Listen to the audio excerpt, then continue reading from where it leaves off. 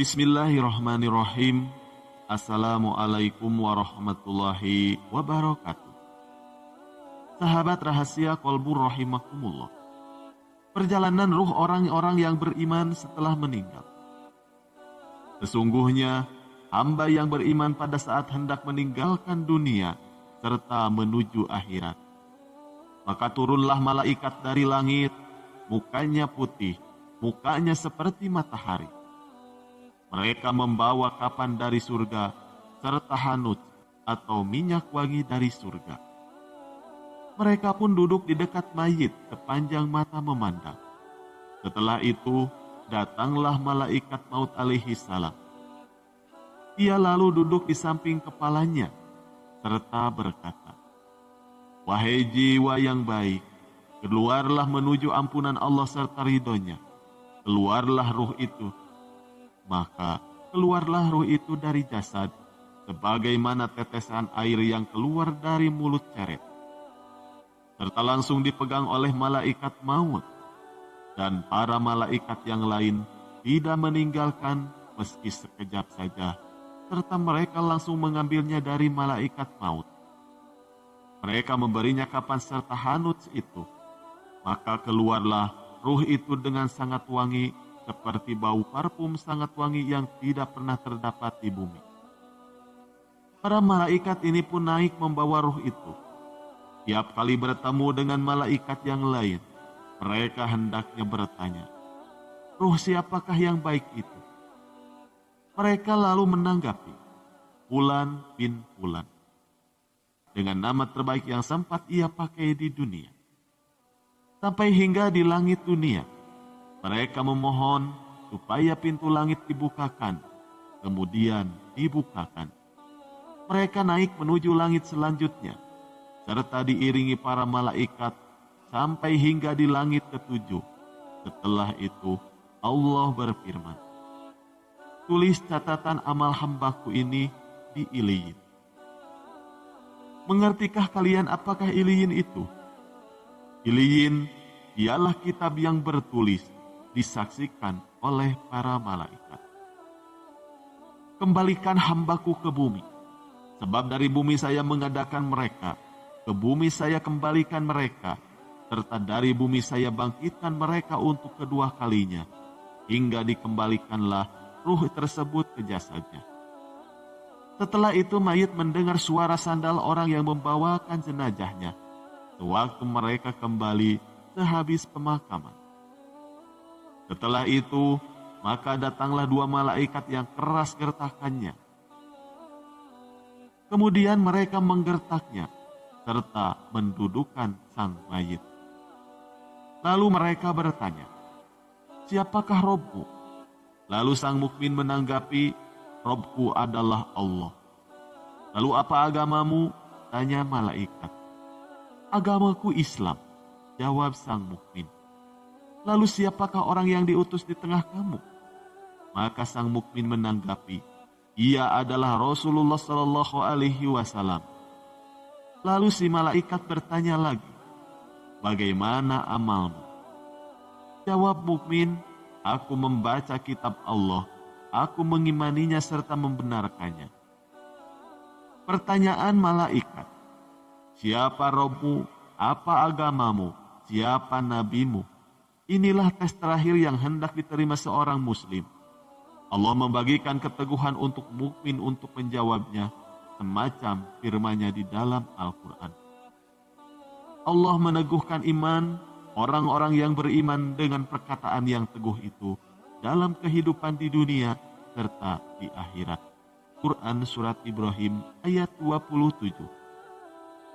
Sehingga ia dapat menanggapi, "Robku Allah, agamaku Islam, Nabiku Muhammad Sallallahu Alaihi Wasallam."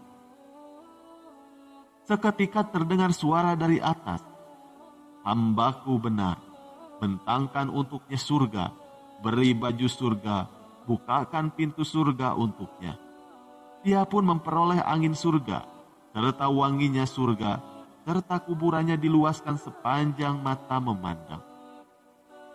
Setelah itu datanglah orang yang mukanya sangat bagus, pakaiannya bagus, baunya wangi, Lalu ia berkata, berita gembira dengan suatu yang menyenangkanmu.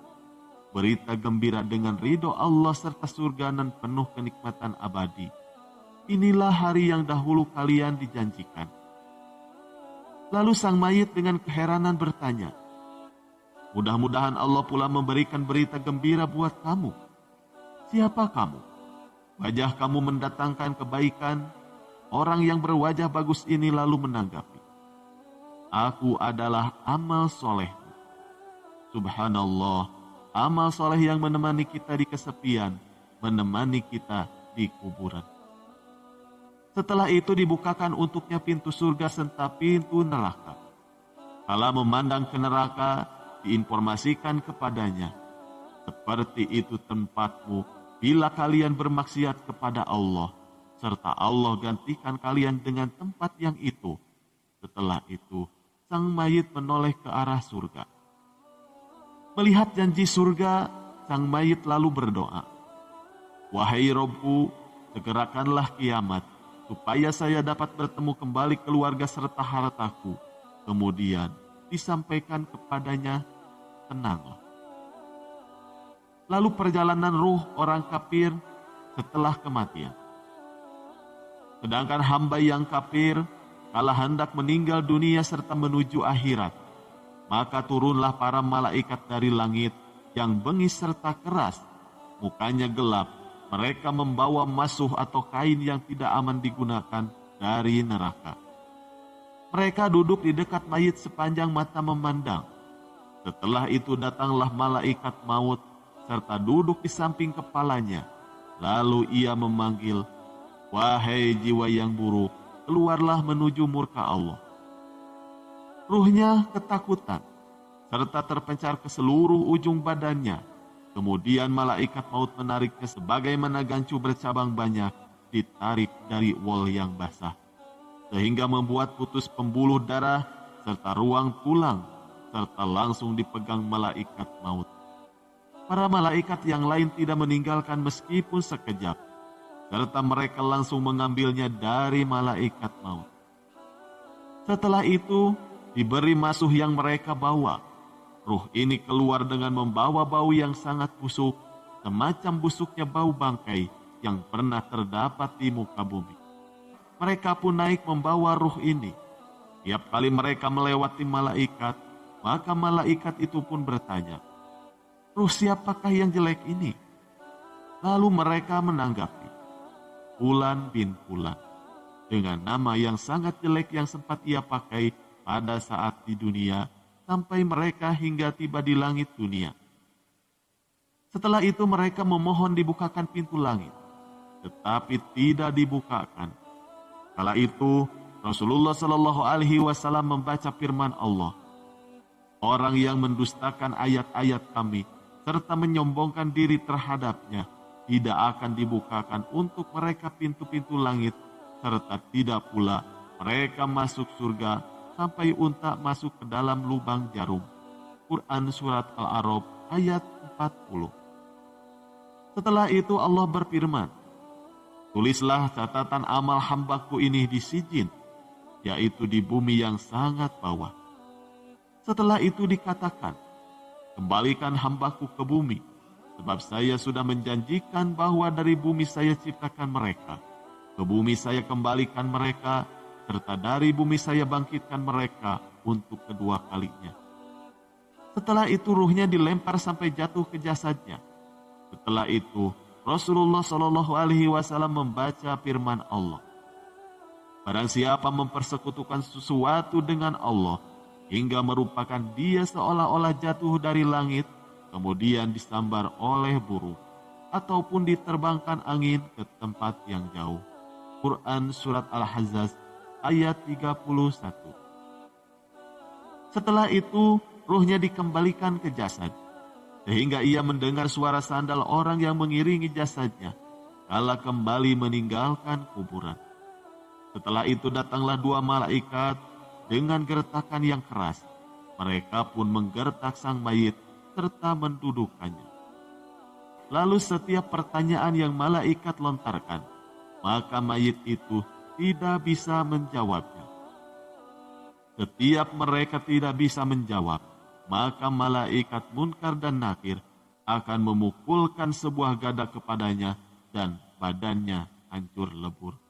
Lalu Allah kembalikan lagi ke badan sempurna dan dipukul lagi sampai hancur. Dan hal ini terus-menerus terjadi kepada mereka. Wallahu a'lam bishawab. Semoga apa yang kami sampaikan dapat bermanfaat bagi kita semua. Amin ya Allah ya Rabbal Alamin. Wassalamualaikum warahmatullahi wabarakatuh.